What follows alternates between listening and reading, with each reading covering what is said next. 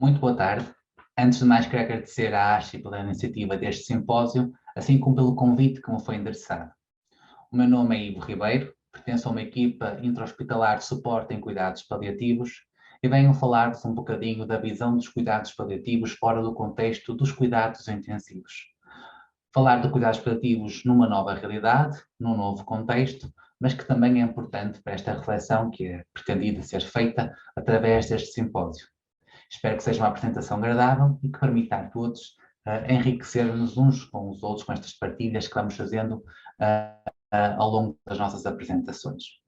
Assim, nós que trabalhamos em cuidados paliativos, não poucas vezes ouvimos esta expressão: desculpa, mas não é o momento para cuidados paliativos. E nós que trabalhamos nesta área, sentimos um bocado incompreendidos, não só por chefias, mas muitas vezes pelos pares. E era difícil ouvirmos isto nos corredores. Várias vezes era ouvido isto.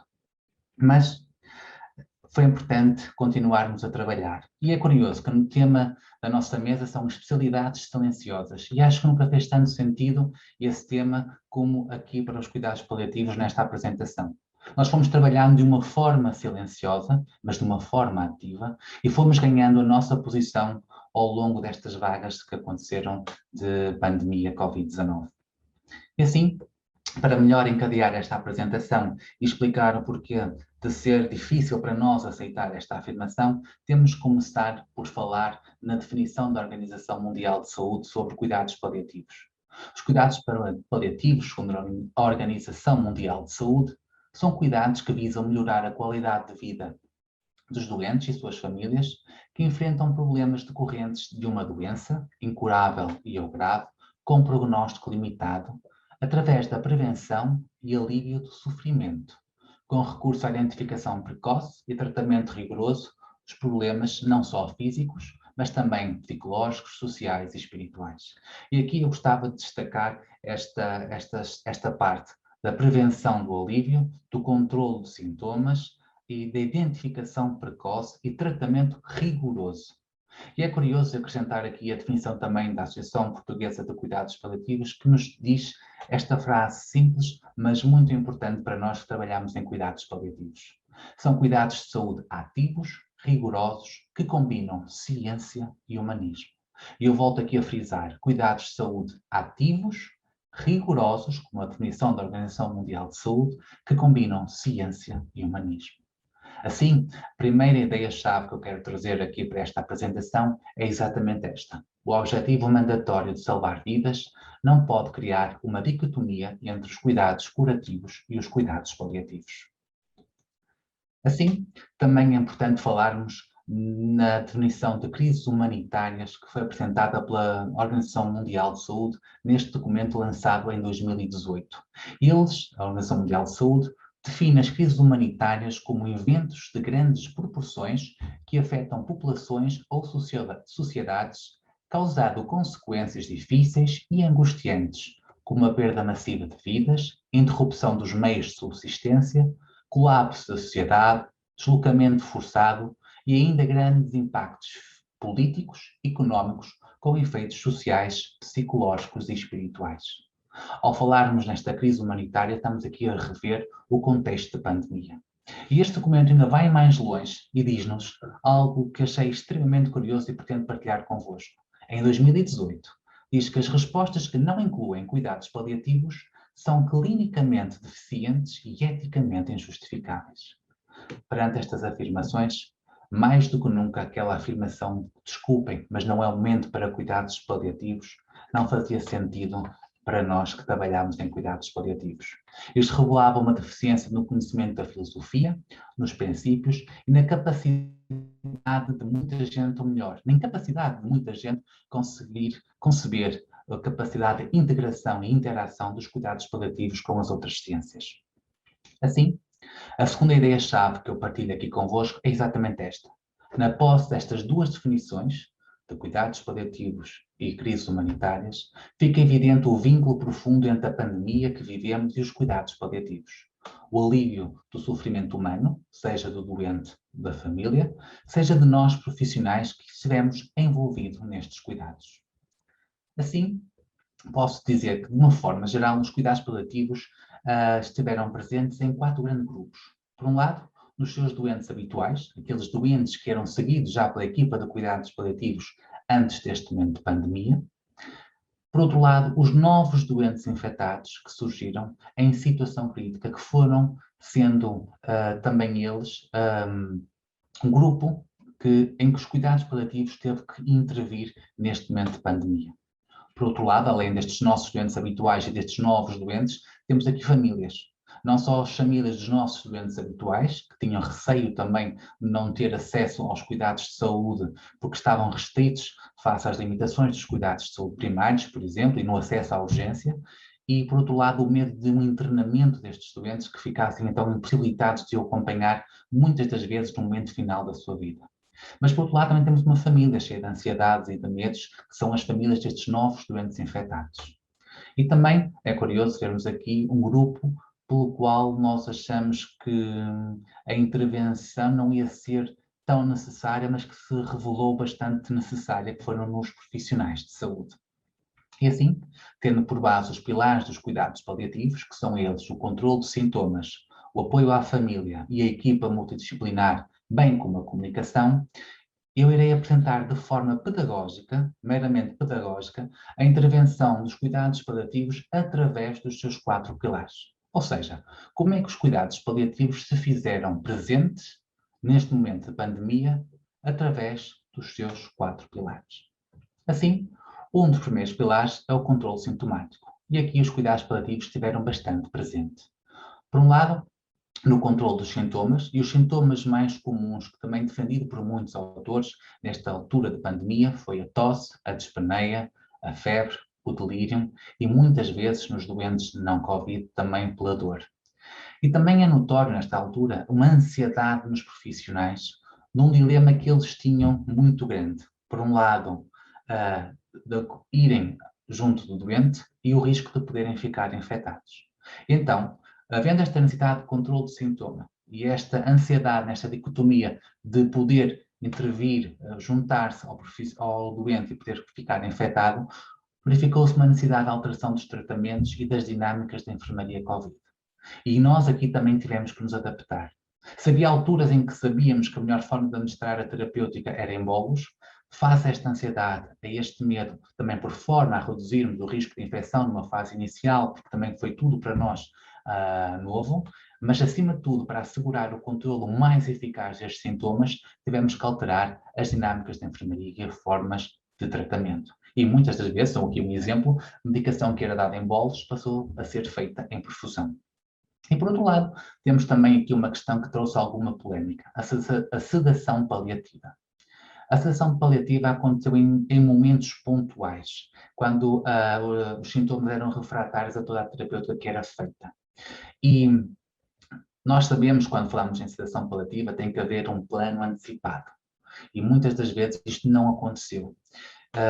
Devido à evolução rápida da situação clínica e à impossibilidade de conseguir articular com as famílias em tempo útil. E assim, tivemos que nos recorrer, muitas das vezes, daquilo que é defendido pela Associação Europeia de Cuidados Paliativos, que na impossibilidade de dialogar com a família, o princípio de estabelecer o melhor benefício para o doente tem que prevalecer. Assim, podemos dizer que houve uma necessidade de adaptação dos fundamentos de controle sintomático, e os cuidados paliativos intervieram de que seguinte forma? Fazendo formação sobre o controle sintomático, criando alguns protocolos, e é muito curioso que muitas equipas tiveram realmente necessidade de criar protocolos para uniformizar os cuidados prestados. Porque na equipa em que eu trabalho, por exemplo, foram criados protocolos relativos a urgências paliativas, a um guia rápido para controle sintomático, à comunicação de más notícias e também, entre muitos outros esquemas, como foram conhecidos por muitas equipas, no uso correto dos EPIs. Por outro lado, um dos pilares que também foi fundamental no nosso trabalho foi na comunicação. A comunicação verbal e não verbal ficou seriamente comprometida, devido também ao uso das máscaras e dos EPIs, não é? Todos os EPIs que foram sendo necessários. Também o contacto restrito ao doente, em que muitas vezes este contacto, devido ao medo de contágio, restringia-se apenas aos cuidados de higiene e à administração da terapêutica, e isto levou a uma perda da importância terapêutica do gesto. onde a presença física do profissional de saúde era cada vez menor. Menos tempo passávamos junto com o doente. E se nós tínhamos medo de ficar infectados e de poder morrer, imaginem alguém dentro de uma enfermaria, sozinho, também vivia deste medo, vivia esta ansiedade. E temos uma nota que eu coloquei aqui a dizer que o medo de morrer não era só nosso. Nós até temos muitas vezes a brincar que o medo de morrer é universal. E este medo também existia nos doentes. E fruto desta quebra da comunicação e deste contato com o doente, esta ansiedade muitas vezes tornava-se desmedida junto dos doentes. Então tivemos que criar aqui algumas alternativas, onde temos aqui o recurso às tecnologias, os smartphones, os tablets, as videochamadas, onde tivemos muitos parceiros, não só institucionais, mas também extra-instituição, que nos ajudaram, doando-nos alguns equipamentos que permitiram diminuir esta distância e diminuir esta ansiedade junto dos doentes e das famílias. Assim, podemos dizer que, face à comunicação, houve uma despersonalização não intencional dos cuidados. E como é que os cuidados paliativos puderam aqui intervir? Auxiliando na articulação com familiares, fazendo também eles esta ponte com os familiares, discussões com a equipa assistencial sobre as necessidades do doente, sobre as necessidades da família e também da equipa, o apoio psicológico prestado aos profissionais e aos doentes e colaboração com as equipas assistenciais na realização das videochamadas. Outro dos pilares que foi importante intervir, e já falámos há pouco aqui na questão da comunicação, foi o apoio à família. Por um lado, a ausência do contacto com o doente gerava na família muita ansiedade. E esta ansiedade era justificada, por um lado, pelo medo da perda e pelo vazio de não poderem cuidar. E muitas vezes esta ansiedade também era fruto da falta de informação clínica que acontecia. Isto justifica-se por quê? Por um lado, pela impossibilidade de contactar todos os familiares diariamente para falar sobre o doente em si. E por outro lado, por aquilo que nos fomos apercebendo e também nós vivenciando, na dificuldade em comunicar agravamentos clínicos diariamente. É difícil não ter boas notícias para dar. E por outro lado, era a dificuldade em ouvir o outro lado. Isto era muito curioso. Não saber o que dizer. Só saber que tínhamos que muitas vezes responder de uma forma que não era o desejado pela família. Em que íamos impedir que pudessem visitar o doente, que pudessem estar com o doente e sermos mal compreendidos por toda a família. Então, isto levou a uma readaptação ao processo de internamento e aos rituais de despedida, como tem aqui na apresentação. E como é que os cuidados paliativos puderam aqui colaborar? Colaboraram nas videochamadas, muitas vezes através dos telefones dos próprios doentes ou dos telefones do serviço, colaboração na programação das visitas e muitas vezes no acompanhamento das visitas junto ao doente, na realização de consultas de apoio no luto e na teleconsulta em contexto domiciliar. Porque aqui também é importante falarmos daquelas famílias dos doentes não Covid que eram seguidos pela equipa de cuidados paliativos. Estas famílias tinham os seus doentes em casa, tinham receios de trazê-lo ao hospital e que, fruto da vinda ao hospital, pudessem ficar infectados. Como já eram doentes frágeis, se ficassem infectados com Covid, o medo que a morte pudesse se aproximar mais rápido e a família não estivesse presente era muito grande. Então, muito do nosso trabalho também foi feito em teleconsulta, por telefone, videochamadas, para assegurar que esta família também era apoiada de forma a reduzir a sua ansiedade e assegurarmos o controlo sintomático desejado dos nossos doentes. Quanto à intervenção junto à equipa multidisciplinar, foi necessária também, e achávamos que não, mas foi mesmo muito necessária. Por um lado, eram elementos novos, onde era necessário fazer-se integração. Eram profissionais pouco experientes, com pouco sentido crítico e muitas vezes pouco sentido clínico. Por outro lado, a carga horária aumentada levava a uma exaustão muito grande dos profissionais, ou um menor sentido crítico. A tipologia de doentes também não foi fácil para esta gestão para muitos profissionais. O medo de ficarem infectados, o não estarem habituados a usar estes EPIs e o medo, acima de tudo, lá está, contribuiu como um fator de stress inquestionável para muitos destes profissionais. Por outro lado, a solidão que muitos destes elementos sentiam, por estarem afastados da sua família, e também pelo menor convívio que tinham com os colegas, por uma coisa muito curiosa, que nós chamamos de efeito espelho. Eles viam nos doentes os seus possíveis familiares e viam-se em cada novo colega infectado. Então, o medo de eles serem os próximos, ou dos seus familiares serem os próximos, criou muita ansiedade nesta equipa. E então foi preciso a equipa aqui também intervir. E como? Fazendo formação em contexto de trabalho, juntamente com os colegas, sempre que havia uma dúvida, sempre que era necessário auxiliar na preparação de uma medicação, na gestão do controle de sintomas numa fase inicial, íamos interagindo uns com os outros no terreno. Foi necessário, então, criarmos os tais protocolos que fomos falando ao longo da apresentação. A integração de profissionais com experiência em cuidados paliativos em serviços Covid foi uma das estratégias muito bem utilizadas por muitas administrações, porque é uma visão diferente do cuidar, o que permitiu uma partilha de ideias e uma discussão do plano de cuidados de uma forma diferente. Por outro lado, a disponibilização do contacto da equipa a todos os profissionais dos serviços, para que qualquer dúvida que tivesse pudessem nos contactar para esclarecer. A participação mais ativa na tomada de decisão. Outra coisa que fizemos para ajudar os profissionais, e isto é muito importante, foi o controle sintomático dos doentes. Os próprios profissionais, vendo os doentes calmos, sintomaticamente controlados, também sentiam menor ansiedade.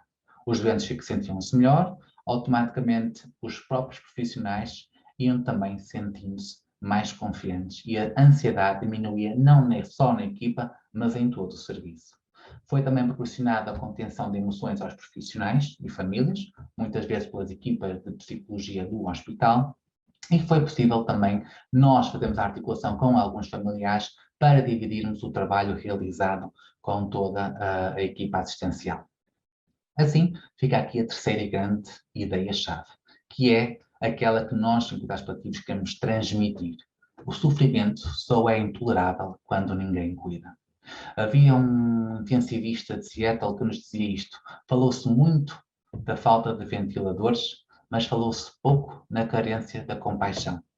E é exatamente isto que eu acho que é importante percebermos, que o sofrimento só é intolerável quando ninguém cuida. E nós tentamos cuidar, tentamos ter o nosso papel, juntamente com todo o trabalho desenvolvido pela equipa assistencial, atenção, colaborando com eles. E assim, e recorrendo agora aqui à minha cábula para não me esquecer de nada, como dizia Margaret Hunt, este é o melhor momento, este é o pior dos momentos. E assim, tendo por base todo este percurso, estas duas vagas de pandemia que nós fomos assistindo, onde foi notória o crescimento da presença dos cuidados paliativos ao longo das diferentes vagas, é preciso agora fazermos um balanço de tudo isto que vivenciamos. Qual foi o contributo dos cuidados paliativos? Qual foi o seu papel e qual é a sua visão, a sua construção no futuro? Na verdade, eu acho que deveria ser construído a nível nacional uma estratégia para gerir este potencial cenário de iceberg da atual pandemia. Pouca coisa se viu, muita coisa está escondida e é preciso perceber o que é que ficou escondido. É preciso, sobretudo nós em cuidados paliativos, percebermos o que foi bem feito, o que não foi tão bem feito, o que é preciso mudar, o que é preciso reorganizar e trazer ao nosso consciente tudo aquilo que está arquivado, tudo aquilo que está na base do iceberg. Há muito a aprender com esta situação e é uma oportunidade única que temos em cuidados paliativos de nos afirmarmos, reconhecendo as nossas limitações, reconhecendo as nossas potencialidades e traçar um caminho. Assim, o que eu pretendo também com esta reflexão é dizer que a visão dos cuidados paliativos não pode ficar restrita aos doentes em fase crítica ou final de vida. Mais do que nunca, este modelo cooperativo, peço desculpa, faz sentido, onde cuidados curativos e cuidados paliativos se cruzam em determinados momentos. E é uma das ideias principais que também pretendo aqui afirmar, é que os cuidados paliativos precisam de se afirmar, e isto é muito importante, como cuidados rigorosos, têm que se afirmar como ciência e como humanismo, e não confundir cuidados paliativos com cuidados caritativos. São conceitos completamente distintos, mas que a sua compreensão é muito importante para perceber a importância dos cuidados paliativos neste momento. Um dos meus medos é que, para aquelas pessoas que não têm um conhecimento mais profundo da filosofia dos cuidados paliativos, é que possam confundir os cuidados paliativos à administração meramente de medicação como morfina e midazolam em determinados momentos da vida do doente. Não, cuidados paliativos é muito mais do que isto. Temos muito mais do que isto. É preciso enquadrar estas intervenções neste momento de pandemia, onde foi necessário estabelecer prioridades. Os cuidados paliativos não podem ser reduzidos a isto. Os cuidados paliativos são muito mais do que isto. É preciso, assim, continuar a sensibilizar os profissionais, a sociedade civil, para compreender a importância dos cuidados paliativos em todo o processo de doença e a capacidade de integração e interação das outras ciências, como os cuidados paliativos e vice-versa. Assim, termino a minha apresentação agradecendo a todos a vossa atenção. Espero ter contribuído para a reflexão que é o objetivo deste simpósio e se alguém quiser contactar para tirar alguma dúvida, fazer algum reparo ou acrescentar também um bocadinho do seu testemunho, deixe o meu e-mail e também toda a bibliografia que foi usada na construção desta reflexão. Obrigado.